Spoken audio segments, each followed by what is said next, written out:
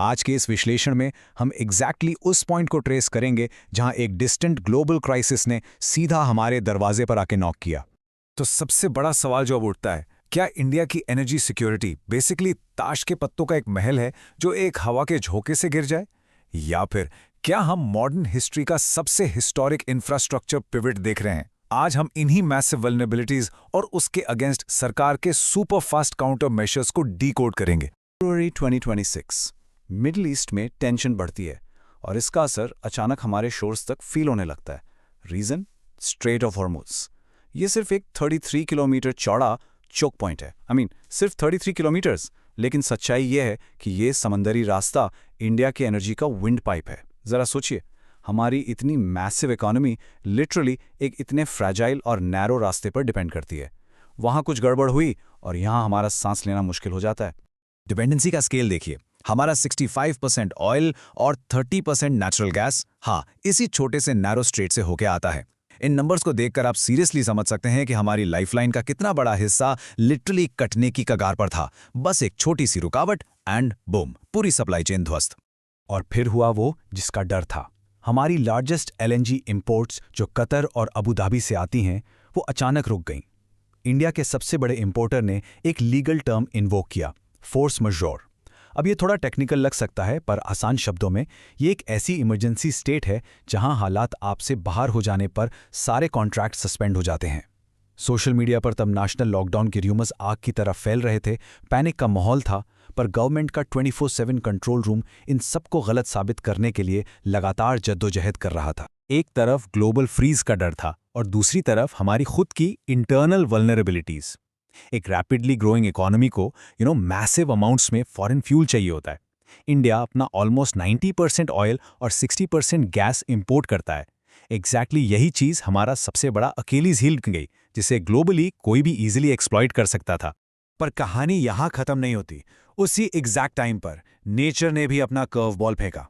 2026 का वो record breaking heat wave. इसको थोड़ा पर्सनल लेवल पर सोचिए। अपने घरों को ठंडा रखने के लिए और उस जानलेवा गर्मी को सर्वाइव करने के लिए हमारी पीक इलेक्ट्रिसिटी डिमांड का पूरा 20% हिस्सा सिर्फ और सिर्फ कूलिंग में कंज्यूम हो रहा था। इस मैसिव डिमांड ने हमारे ग्रिड को एब्सोल्युटली उसकी फाइनल लिमिट तक पुश कर दिया।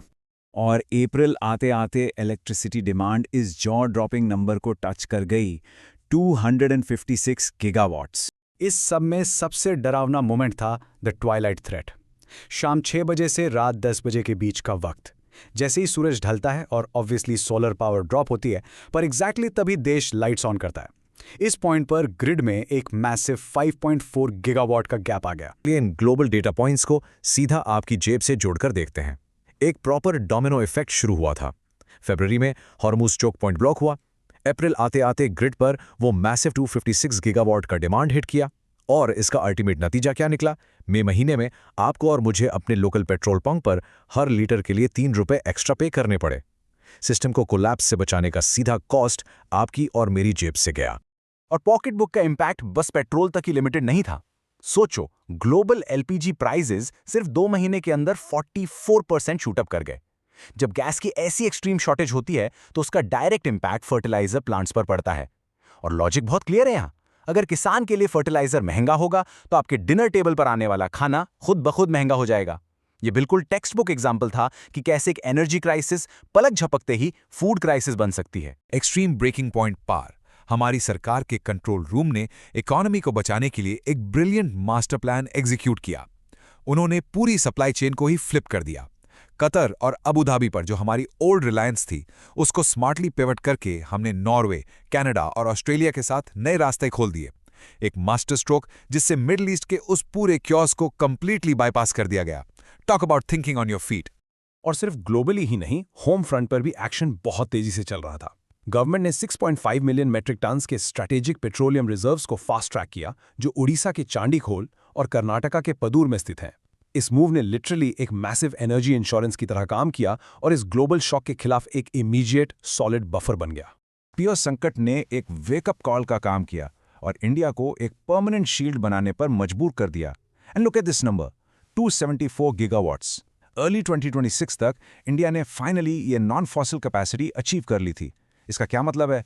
इसका सिंपल मतलब ये है कि हमने अपने 2030 के क्लीन एनर्जी टारगेट्स पूरे 4 साल पहले ही हासिल कर लिए थे। आई मीन वाओ, ये अपने आप में एक मॉन्यूमेंटल विक्ट्री थी। और इस परमानेंट दीवार को खड़ा करने के लिए देश का पूरा आत्मनिर्भर आर्सेनल खोल दिया गया था। 20% एथेनॉल ब्लेंडिंग टारगेट्स को परफेक्टली मीट किया गया। ग्रीन हाइड्रोजन पर एक मैसिव 20,000 करोड़ का बेट लगाया गया और देश भर में सोलर पैनल्स और इलेक्ट्रिक बसेस वॉर फुटिंग पर डिप्लॉय की गई। Can India stay ahead of the next global crisis?